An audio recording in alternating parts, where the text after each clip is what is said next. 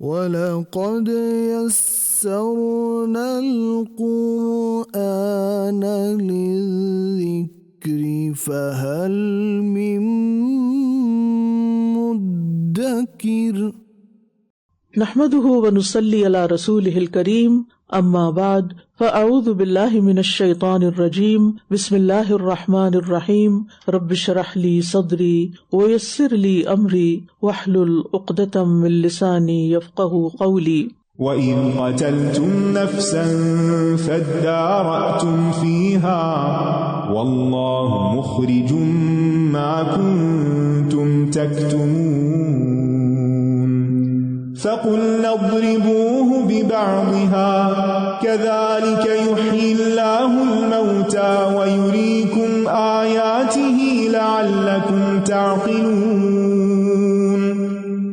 ثُمَّ قَسَتْ قُلُوبُكُمْ مِنْ بَعْدِ ذَلِكَ فَهِيَ كَالْحِجَارَةِ أَوْ أَشَدُّ قَسْوَةً وَإِنَّ مِنَ الْحِجَارَةِ لَمَا يَتَفَجَّرُ مِنْهُ الْأَنْهَارُ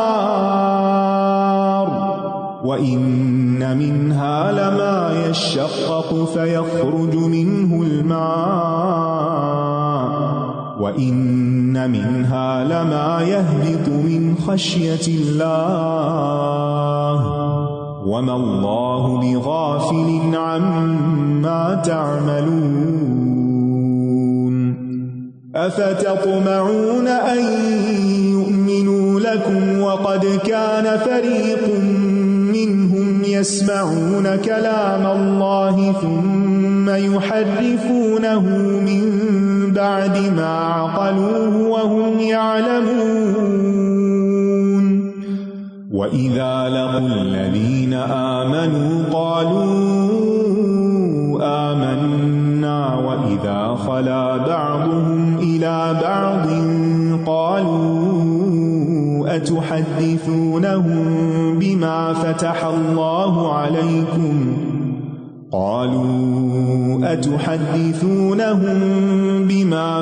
اللَّهُ عَلَيْكُمْ لِيُحَاجُّوكُم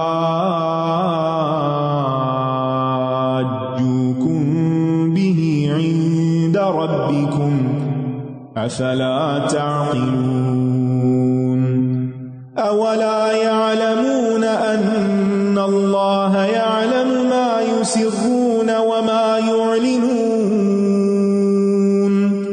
وَمِنْهُمْ أُمِّيُّونَ لَا يَعْلَمُونَ الْكِتَابَ إِلَّا أَمَانِيَّ وَإِنْ هُمْ إِلَّا يَظُنُّونَ فَوَيْلٌ لِلَّذِينَ يَكْتُبُونَ الْكِتَابَ بِأَيْدِيهِمْ ثُمَّ يَقُولُونَ هَذَا مِنْ عِنْدِ اللَّهِ لِيَشْتَرُوا بِهِ ثَمَنًا قَلِيلًا فَوَيْلٌ لَهُمْ مِمَّا كَتَبَتْ أَيْدِيهِمْ وَوَيْلٌ لَهُمْ مِمَّا يَكْسِبُونَ وَقَالُوا لَن تَمَسَّنَا النَّارُ إِلَّا أَيَّامًا مَّعْدُودَةً قُلْ أَتَّخَذْتُمْ عِندَ اللَّهِ عَهْدًا فَلَن يُخْلِفَ اللَّهُ عَهْدَهُ أَمْ تَقُولُونَ عَلَى اللَّهِ مَا لَا تَعْلَمُونَ بَلَى مَنْ كَسَبَ سَيِّئَةً وَأَحَاطَتْ بِهِ خَطِيئَتُهُ فَأُولَئِكَ أَصْحَابُ النَّارِ هُمْ فِيهَا خَالِدُونَ وَالَّذِينَ آمَنُوا وَعَمِلُوا الصَّالِحَاتِ أُولَئِكَ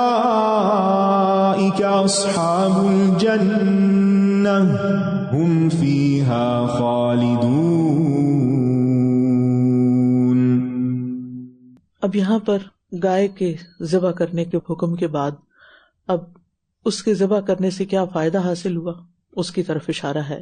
اور جب تم نے ایک شخص کو قتل کر ڈالا پھر تم اس کے بارے میں باہم جھگڑنے لگے اور جو کچھ تم چھپا رہے تھے اللہ اسے ظاہر کرنے والا تھا۔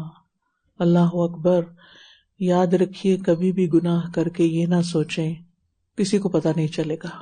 عام طور پر قاتل قتل کر کے بھاگ جاتے ہیں، روپوش ہو جاتے ہیں، غائب ہو جاتے ہیں، لیکن اللہ سبحانہ وتعالیٰ چاہے تو کسی کا بھی جرم، کسی کی بھی خیانت، کسی کا بھی گناہ کسی وقت بھی لوگوں کے سامنے لا سکتا ہے.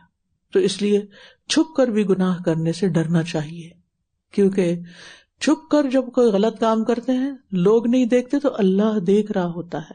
لہذا اپنی تنہائیوں کا بھی جائزہ لیتے رہنا چاہیے، اور اپنے دل کی حالت کا اندازہ انسان تنہائی سے ہی لگا سکتا ہے. پھر ہم نے کہا اس مقتول کو اس گائے کے بعض حصے سے ضرب لگاؤ، یعنی بعض حصہ اس کے جسم پہ مارو. اسی طرح اللہ مردوں کو زندہ کرتا ہے اور وہ تمہیں اپنی نشانیاں دکھاتا ہے تاکہ تم عقل سے کام لو. پھر اس کے بعد تمہارے دل سخت ہو گئے، یعنی اتنا بڑا معجزہ دیکھ کے، اتنی بڑی نشانی دیکھ کے بھی وہ نہیں مانے تو پھر دل سخت ہو گیا. گویا وہ پتھروں کی طرح ہیں یا ان سے بھی زیادہ سخت. اور بے شک کچھ پتھر ایسے ہیں جن سے نہریں پھوٹ نکلتی ہیں، یعنی پتھروں سے بھی فیض جاری ہو جاتا ہے. اور ان میں سے کچھ ایسے ہیں جو پھٹ جاتے ہیں تو ان میں سے پانی نکل آتا ہے. اور بلا شبہ ان میں سے کچھ ایسے بھی ہیں جو اللہ کے خوف سے گر پڑتے ہیں، اور جو بھی عمل تم کرتے ہو اللہ اس سے ہرگز غافل نہیں ہے. کیا بھلا تم یہ تمنا رکھتے ہو کہ یہ تمہاری بات مان لیں گے؟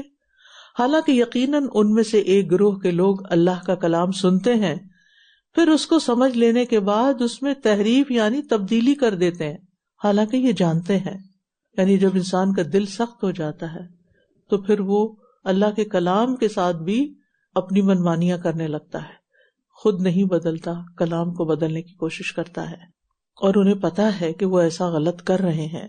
اور جب یہ ان لوگوں سے ملتے ہیں جو ایمان لائے تو کہتے ہیں ہم بھی ایمان لائے، یعنی جیسا دیس ویسا بیس. اور جب یہ ایک دوسرے کے ساتھ تنہائی میں ہوتے ہیں تو کہتے ہیں کیا تم ان کو وہ باتیں بتاتے ہو جو اللہ نے تم پر کھولی ہیں، یعنی مسلمانوں کو وہ باتیں بتاتے ہو جو تمہاری کتاب میں آ چکی ہیں اور تمہیں پتا ہے، اور خاص طور پر اللہ کے رسول صلی اللہ علیہ وسلم کے بارے میں نشانیاں، تاکہ وہ اس بارے میں تمہارے رب کے ہاں تم سے جھگڑا کریں. تو کیا تم عقل نہیں رکھتے؟ کیا یہ جانتے نہیں کہ بے شک اللہ جانتا ہے جو کچھ یہ چھپاتے ہیں اور جو یہ ظاہر کرتے ہیں. اور ان میں سے کچھ ان پڑھ ایسے ہیں جو کتاب کا علم نہیں رکھتے. یہاں اللہ تعالیٰ کس کو ان پڑھ کہہ رہے ہیں؟ جو کتاب کا علم نہیں رکھتے، چاہے دنیاوی اعتبار سے بہت پڑھے لکھے ہو، سوائے جھوٹی آرزوؤں کے. جب صحیح علم نہیں ہوتا تو انسان کے پاس فالس ہوپس ہوتی ہیں، اور یہ صرف گمان سے کام لیتے ہیں، یہ ان کے اپنے من گھڑت خیالات ہیں، ان کی حقیقت کچھ نہیں. تو ہلاکت ہے ان لوگوں کے لیے جو اپنے ہاتھوں سے کتاب لکھتے ہیں پھر کہتے ہیں یہ اللہ کی طرف سے ہے تاکہ اس کے بدلے معمولی قیمت حاصل کر لیں. یہ جس چیز پر اللہ کا نام لگ جائے گا لوگ اس کو ویلیو کریں گے اور یہ اس سے فائدے اٹھائیں گے. بس ہلاکت ہے ان کے لیے اس وجہ سے جو ان کے ہاتھوں نے لکھا، اور ہلاکت ہے ان کے لیے اس کی وجہ سے جو وہ کماتے ہیں. اور یہ کہتے ہیں ہمیں گنتی کے چند دن کے سوا آگ ہرگز نہ چھوئے گی. کہہ دیجئے کیا تم نے اللہ سے کوئی عہد لے رکھا ہے؟ تو اللہ کبھی اپنے عہد کے خلاف نہ کرے گا. یا تم اللہ کے بارے میں وہ بات کہتے ہو جس کا تم علم نہیں رکھتے؟ کیونکہ ان کی آرزویں اور تمنائیں تھی نا ان کا دین، لہٰذا انہوں نے اللہ کے بارے میں ایسی باتیں سوچ رکھی تھی جو حقیقت پر مبنی نہیں تھی. جب انسان کے پاس صحیح علم نہیں ہوتا تو پھر وہ عموماً سنی سنائی باتوں پر تکیہ کر لیتا ہے، یا پھر جو اس کے اپنے خیالات یا لاجک ہوتی ہے اس کی بنا پر وہ فیصلے کرتا ہے. ہاں، جس نے کوئی برائی کمائی اور اس کے گناہ نے اسے گھیر لیا، یعنی وہ اس سے باہر نہیں نکلا، توبہ نہیں کی، تو یہی لوگ آگ والے ہیں، یہ اس میں ہمیشہ رہیں گے.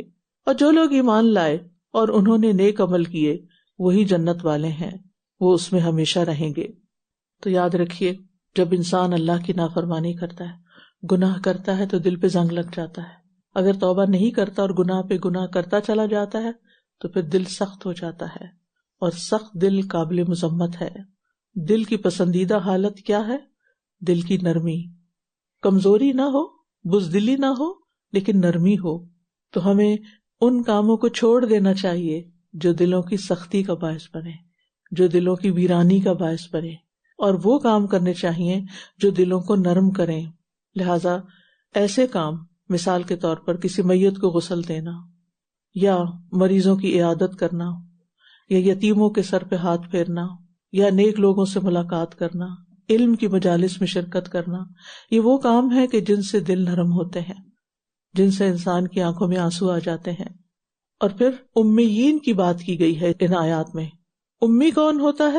امی کے بارے میں کہا جاتا ہے کہ امی وہ ہوتا ہے جو صرف سنی سنائی باتوں پر چلتا ہے، خود علم حاصل نہیں کرتا۔ لا یعلمون الکتاب الا امانی۔ امانی کیا ہے؟ ابن جزئی کہتے ہیں معنی اور فہم ذہن میں لائے بغیر تلاوت کرنا، بے سوچے سمجھے پڑھتے جانا۔ یعنی بعض لوگ کتاب پڑھتے بھی ہیں لیکن کچھ پتہ نہیں کہ کیا لکھا ہے۔ ابن تیمیہ کہتے ہیں یہ اس آدمی کی صفت ہے جو اللہ کے کلام کو نہ سمجھتا ہے نہ اس پر عمل کرتا ہے، یہ محض اس کی تلاوت پر اکتفا کر لیتا ہے۔ حسن بصری نے کہا قرآن اس لیے نازل ہوا ہے تاکہ اس پر عمل کیا جائے، بس اس کی تلاوت کو عمل بنا لیں۔ پھر اسی طرح دنیاوی فائدوں کی خاطر اللہ کے کلام کو بدلنا ایک بہت بڑا جرم ہے۔ اور پھر اپنی پسند کے لوگوں سے یا اپنی پسند کے مطابق فتوے طلب نہیں کرنے چاہیے۔ علماء کا کام کیا ہے کہ وہ اللہ کی بات کو جیسی ہے ویسی ہی لوگوں تک پہنچائیں، اس میں کوئی تبدیلی نہ کریں، کیونکہ تبدیلی کرنا ثواب کی بجائے عذاب کا باعث ہے۔ وَإِذْ أَخَذْنَا مِيثَاقَ بَنِي إِسْرَائِيلَ لَا تَعْبُدُونَ إِلَّا اللَّهَ وَبِالْوَالِدَيْنِ إِحْسَانًا وَذِي الْقُرْبَى وَالْيَتَامَى وَالْمَسَاكِينِ وَقُولُوا لِلنَّاسِ حُسْنًا وَأَقِيمُوا الصَّلَاةَ وَآتُوا الزَّكَاةَ ثُمَّ تَوَلَّيْتُمْ إِلَّا قَلِيلًا مِّنكُمْ وَأَنتُم مُّعْرِضُونَ وَإِذْ أَخَذْنَا مِيثَاقَكُمْ لَا تَسْفِكُونَ دِمَاءَكُمْ وَلَا تُخْرِجُونَ أَنفُسَكُمْ مِنْ دِيَارِكُمْ ثُمَّ أَقْرَرْتُمْ وَأَنْتُمْ تَشْهَدُونَ ثُمَّ أَنْتُمْ هَؤُلَاءِ تَقْتُلُونَ أَنفُسَكُمْ وَتُخْرِجُونَ فَرِيقًا مِنْكُمْ مِنْ دِيَارِهِمْ تَظَاهَرُونَ عَلَيْهِمْ بِالْإِثْمِ وَالْعُدْوَانِ وَإِنْ يَأْتُوكُمْ أُسَارَى تُفَادُوهُمْ وَهُوَ مُحَرَّمٌ عَلَيْكُمْ إِخْرَاجُهُمْ أَفَتُؤْمِنُونَ بِبَعْضِ الْكِتَابِ وَتَكْفُرُونَ بِبَعْضٍ فَمَا جَزَاءُ مَنْ يَفْعَلُ ذَلِكَ مِنْكُمْ إِلَّا خِزْيٌ فِي الْحَيَاةِ الدُّنْيَا وَيَوْمَ الْقِيَامَةِ يُرَدُّونَ إِلَى أَشَدِّ الْعَذَابِ وَمَا اللَّهُ بِغَافِلٍ عَمَّا تَعْمَلُونَ أُولَئِكَ الَّذِينَ اشْتَرَوُا الْحَيَاةَ الدُّنْيَا بِالْآخِرَةِ فَلَا يُخَفَّفُ عَنْهُمُ الْعَذَابُ وَلَا هُمْ يُنصَرُونَ۔ اور جب ہم نے بنی اسرائیل سے پختہ عہد لیا کہ تم اللہ کے سوا کسی کی عبادت نہ کرنا اور ماں باپ، رشتہ داروں، یتیموں اور مسکینوں کے ساتھ حسن سلوک کرنا اور لوگوں سے اچھی بات کہنا اور نماز قائم کرنا اور زکوٰۃ ادا کرنا، تو تھوڑے لوگوں کے سوا تم سب اس عہد سے پھر گئے اور تم ہو ہی اعراض کرنے والے۔ اور جب ہم نے تم سے پختہ عہد لیا تھا کہ تم اپنے لوگوں کا خون نہ بہانا اور نہ اپنے لوگوں کو اپنے گھروں سے نکالنا، تو تم سب نے اقرار کر لیا تھا اور تم اس بات کے گواہ ہو۔ پھر تم ہی وہ لوگ ہو کہ اپنوں کو قتل کر دیتے ہو اور اپنے میں سے ایک گروہ کو ان کے گھروں سے نکال دیتے ہو۔ تم ان کے خلاف گناہ اور زیادتی کے ساتھ دوسروں کی مدد کرتے ہو، اور اگر وہ تمہارے پاس قیدی بن کر آئیں تو تم فدیہ دے کر انہیں چھڑا لیتے ہو، حالانکہ ان کا نکال دینا ہی تم پر حرام تھا۔ کیا تم کتاب کے کچھ حصے کو مانتے ہو اور کچھ کا انکار کرتے ہو؟ پھر جو تم میں سے ایسا کرے اس کی سزا اس کے سوا اور کیا ہو سکتی ہے کہ دنیا کی زندگی میں رسوائی ہو اور قیامت کے دن ایسے لوگ شدید ترین عذاب کی طرف لوٹائے جائیں۔ اور جو بھی عمل تم کرتے ہو اللہ اس سے ہرگز غافل نہیں ہے۔ یہی وہ لوگ ہیں جنہوں نے آخرت کے بدلے دنیا کی زندگی خرید لی، بس نہ ان سے عذاب ہلکا کیا جائے گا اور نہ ہی یہ مدد کیے جائیں گے۔ یہاں ہم دیکھتے ہیں کہ اللہ سبحانہ وتعالیٰ نے بنی اسرائیل کو کچھ باتوں کا حکم دیا، کچھ کرنے کے کام بتائے اور کچھ نہ کرنے کے کام۔ یاد رکھیے عبادت 4 قسم کی ہوتی ہے، لہٰذا ان 4 قسموں میں سے کسی بھی قسم میں شرک نہیں کرنا چاہیے۔ نمبر 1 بدنی عبادت، جیسے طواف، رکوع، سجود وغیرہ۔ نماز یہ بدنی عبادت ہے، یعنی طواف کسی اور کے لیے نہیں، صرف اللہ کے لیے۔ رکوع اور سجدہ صرف اللہ کے لیے۔ نمبر 2 مالی عبادت، جیسے صدقہ خیرات کرنا، نظر نیاز ماننا، یہ بھی صرف اور صرف اللہ کی خاطر، کسی اور کو اس میں شریک نہیں کرنا چاہیے، ریاکاری بھی نہیں کرنی چاہیے، یعنی کوئی بھی نظر مانے صرف اللہ کے لیے مانے، یعنی کسی اور کے نام کی نظر نہ مانے، غیر اللہ کے نام کی نہ مانے۔ نمبر 3 لسانی عبادت، یعنی زبان سے ذکر کرنا، تو کسی اور کے نام کا وظیفہ نہیں پڑھنا چاہیے، یا کسی اور کو نہیں پکارنا چاہیے، یعنی کسی جن بھوت کو، یا جیسے یہ جادو وغیرہ کرنے والے لوگ شیاطین کو پکارتے ہیں، یا اسی طرح چلتے پھرتے اٹھتے بیٹھتے اللہ کے علاوہ کسی اور کا نام لینا۔ اسی طرح قلبی عبادت، یعنی دل سے، جیسے اللہ کو چھوڑ کر کسی اور پہ بھروسہ رکھنا، اللہ سے زیادہ کسی اور سے محبت رکھنا، تو یہ سب عبادتیں اللہ کے لیے ہیں۔ ان میں سے جس نے اللہ کے ساتھ کسی اور کو شریک بنایا وہ عبادت قابل قبول نہیں۔ دوسری اہم چیز والدین کے ساتھ احسان، اور اس کو ہلکا نہیں سمجھنا چاہیے۔ والدین کے حق میں سستی کا شکار نہ ہو، زندہ ہیں تو خدمت کی صورت میں، خوش کرنے کی شکل میں، اور فوت ہو جائیں تو دعا، ان کی طرف سے صدقہ خیرات۔ پھر نرم کلام اور اچھا قول، یہ اچھے اخلاق کی علامت ہوتا ہے۔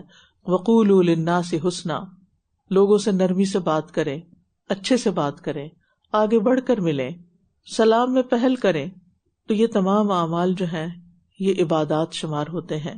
لہذا جو بھی آپ نے عبادت کی قسمیں پڑھی اور جو یہاں حکم دیے گئے ہیں ان میں سے کسی نہ کسی پر عمل ضرور کرنا ہے۔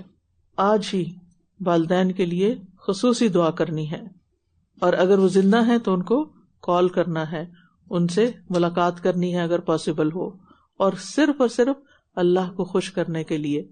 یاد رکھیے قرآن کی کچھ حکم ماننا اور کچھ کا انکار کر دینا، کچھ کو چھوڑ دینا، یہ ایمان کے منافی ہے، تقوی کے منافی ہے، یہ نفاق کی علامت بن جاتا ہے۔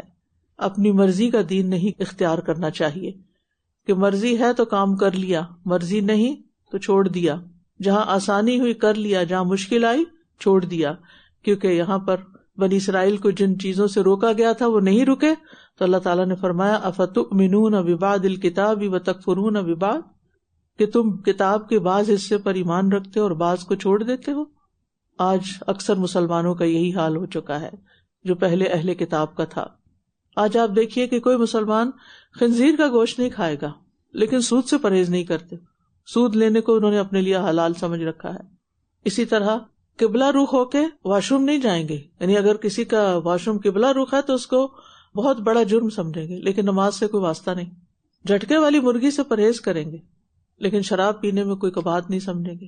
یعنی جس حرام کو اللہ نے حرام کیا اس کو حرام سمجھنے کی ضرورت ہے، یہ نہیں کہ جو اپنے لیے کنوینئنٹ ہے کچھ ریچولز کو لے لو اور باقی چیزوں کو چھوڑ دو۔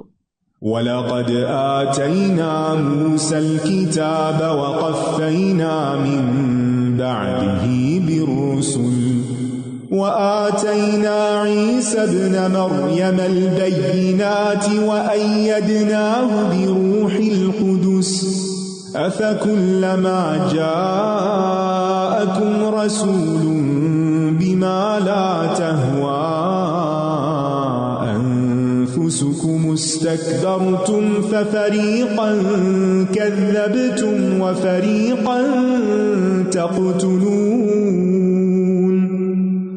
وقالوا قلوبنا غلف بل لعنهم الله بكفرهم فقليلا ما يؤمنون ولما جاءهم كتاب من عند الله مصدق لما معهم وكانوا من قبل يستفتحون على الذين كفروا فلما جاءهم ما عرفوا كفروا به فلعنة الله على الكافرين بئس ما اشتروا به أنفسهم أن يكفروا بما أنزل الله بغيا أن ينزل الله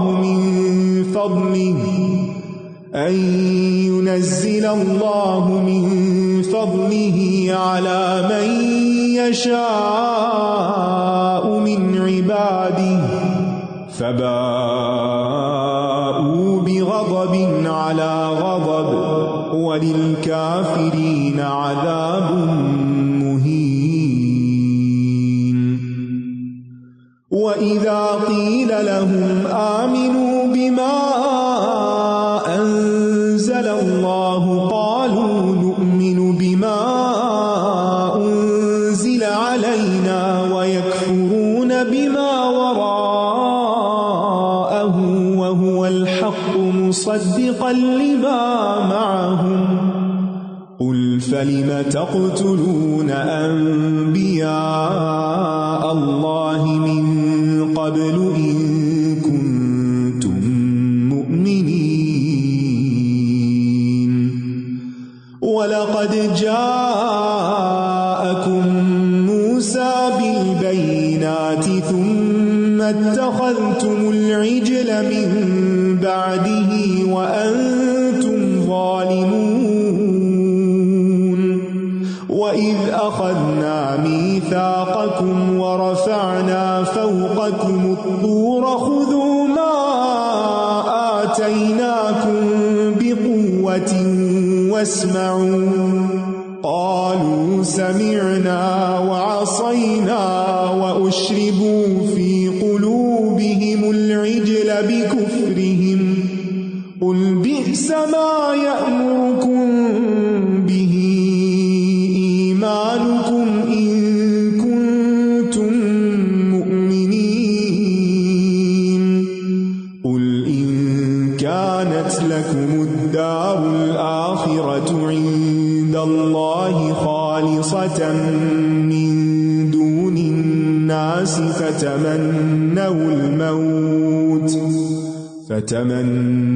الموت إن كنتم صادقين اور بے شک ہم نے موسیٰ کو کتاب دی اور اس کے بعد پے در پے کئی رسول بھیجے اور ہم نے عیسیٰ ابن مریم کو واضح نشانیاں دی اور روح القدس یعنی جبرائیل کے ذریعے اس کی تائید کی. تو کیا پھر جب کبھی تمہارے پاس کوئی رسول ایسی چیز لے کر آیا جسے تمہارے نفس پسند نہ کرتے تھے تو تم نے تکبر کیا، پھر ایک گروہ کو تم نے جھٹلا دیا اور ایک گروہ کو تم قتل کرتے رہے. یہ تھے بنی اسرائیل. رسول جب ایسی چیز لایا جو ان کے نفسوں پہ بھاری تھی تو تکبر کا رویہ اختیار کیا اور حتیٰ کہ یہاں تک حد سے بڑھ گئے کہ رسول کو ہی قتل کر دیا. اور انہوں نے کہا ہمارے دل غلاف میں ہیں، یعنی ہمیں تمہاری باتیں نہیں سمجھ آتی، بلکہ ان کے کفر کی وجہ سے اللہ نے ان پر لعنت کی ہے، لہٰذا یہ بہت کم ایمان لاتے ہیں. کفر لعنت کا سبب بن جاتا ہے. اور جب اللہ کی طرف سے ان کے پاس ایک ایسی کتاب آ گئی جو اس کی تصدیق کرنے والی ہے جو ان کے پاس ہے، یعنی ان کے پاس تورات ہے جو تصدیق کرتی ہے اس کی جو محمد صلی اللہ علیہ وسلم لائے. حالانکہ اس سے پہلے یہ کفر کرنے والوں کے خلاف فتح مانگا کرتے تھے، یعنی اسی کتاب کے واسطے سے اور اس نبی کے. پھر جب ان کے پاس وہ چیز آ گئی جسے یہ پہچان گئے تھے تو انہوں نے اس کا انکار کر دیا. بس اللہ کی لعنت ہے انکار کرنے والوں پر. کتنی بری ہے وہ چیز جس کے بدلے انہوں نے اپنے آپ کو بیچ ڈالا کہ یہ اس کا انکار کرتے ہیں جو اللہ نے نازل کیا محض ضد کی بنا پر. اللہ سے مقابلہ کہ اللہ اپنے بندوں میں سے جس پر چاہتا ہے اپنا فضل نازل فرماتا ہے. ناراضگی کس بات کی تھی ان کی کہ آخری پیغمبر بنی اسماعیل میں کیوں آ گیا، عربوں میں کیوں آ گیا، اسے تو بنی اسرائیل میں آنا تھا. تو یہ غضب پر غضب لے کر لوٹے اور کافروں کے لیے رسوا کن عذاب ہے. اور جب ان سے کہا جاتا ہے کہ اس پر ایمان لاؤ جو اللہ نے نازل کیا، تو یہ کہتے ہیں کہ ہم تو صرف اس پر ایمان لائیں گے جو ہم پر نازل کیا گیا ہے، اور جو کچھ اس کے علاوہ ہے اس کا یہ انکار کرتے ہیں، حالانکہ وہ حق ہے اور اس کی تصدیق کرنے والا ہے جو ان کے پاس ہے. کہہ دیجئے اگر تم ایمان والے ہو تو اس سے پہلے اللہ کے نبیوں کو کیوں قتل کرتے رہے، اور یقیناً موسیٰ تمہارے پاس واضح نشانیاں لے کر آیا، پھر تم نے اس کے بعد بچھڑے کو معبود بنا لیا اور یوں تم ظلم کر رہے تھے. اور جب ہم نے تم سے پختہ عہد لیا اور کوہ طور کو تم پر بلند کیا کہ جو ہم نے تمہیں دیا ہے اسے مضبوطی سے پکڑ لو اور سنو، کہنے لگے ہم نے سن لیا اور ہم نے نافرمانی کی، اور ان کے کفر کی وجہ سے ان کے دلوں میں بچھڑے کی محبت پلا دی گئی. کہہ دیجئے اگر تم مومن ہو تو کیا ہی بری ہے وہ چیز جس کا حکم تمہارا ایمان تمہیں دیتا ہے. یعنی کیا یہ ہے تمہارا ایمان جو تمہیں اللہ کی اطاعت کی بجائے نافرمانیوں پہ ابھارتا ہے؟ آپ کہہ دیجئے کہ اگر اللہ کے ہاں آخرت کا گھر تمام لوگوں کو چھوڑ کر خاص تمہارے ہی لیے ہے تو موت کی تمنا کرو اگر تم سچے ہو. یعنی پھر فوراً اللہ کے پاس پہنچو، جنت میں جاؤ. اور یہ ہرگز اس کی تمنا کبھی نہ کریں گے ان اعمال کی وجہ سے جو ان کے ہاتھ آگے بھیج چکے ہیں، اور اللہ ظالموں کو خوب جاننے والا ہے. اور آپ انہیں دیگر لوگوں سے بڑھ کر زندگی کا حریص پائیں گے، یہاں تک کہ مشرکوں سے بھی بڑھ کر. ان میں سے ہر ایک یہی چاہتا ہے کہ کاش وہ 1000 سال عمر دیا جائے، حالانکہ اتنی عمر کا دیا جانا بھی اسے عذاب سے بچانے والا نہیں. اور جو کچھ یہ کرتے ہیں اللہ اسے خوب دیکھنے والا ہے، سب اللہ کی نگاہ میں ہے. تو اس رکوع میں چند باتوں کی طرف توجہ دلائی گئی ہے. اہم چیز سیکھنے کی کیا ہے کہ حق سے متاثر نہ ہونا کوئی فخر کی بات نہیں، بلکہ اللہ کی طرف سے لعنت کی علامت ہے حق کا انکار کرنے والوں کے لیے. دوسرے یہ کہ جنت کو ذہن میں رکھتے ہوئے عمل کرنا چاہیے، اور پھر خاص طور پر اللہ سے حسن خاتمہ کا سوال کرنا چاہیے، اللہ سے ملاقات کے شوق کی دعا کرنی چاہیے، بغیر کسی تکلیف کے جو تکلیف پہنچائے اور بغیر کسی فتنے کے جو گمراہ کرنے والا ہو. قل ان کانت لکم الدار الآخرۃ عند اللہ خالصۃ من دون الناس فتمنوا الموت ان کنتم صادقین. تو اللہ تعالیٰ سے دعا ہے کہ وہ ہمیں صحیح ایمان عطا فرمائے اور ہمیں جو کچھ ہم سیکھیں عمل کی توفیق عطا فرمائے، اور ہمیں پہلی ان قوموں کی طرح جو مسلمان ہونے کا دعویٰ کرتی تھی لیکن عمل میں اسلام سے بہت دور تھی، ان کی روش پر چلنے سے بچائے اور اپنا فرما بردار بندہ بنائے، اور ہمیں موت نہ آئے مگر اس حال میں کہ ہم اللہ کے فرما بردار ہوں، مسلمان ہوں. وآخر دعوانا ان الحمد للہ رب العالمین. سبحانک اللہم وبحمدک اشہد ان لا الہ الا انت استغفرک واتوب الیک. السلام علیکم ورحمۃ اللہ وبرکاتہ. وَلَقَدْ يَسَّرْنَا الْقُرْآنَ لِلذِّكْرِ فَهَلْ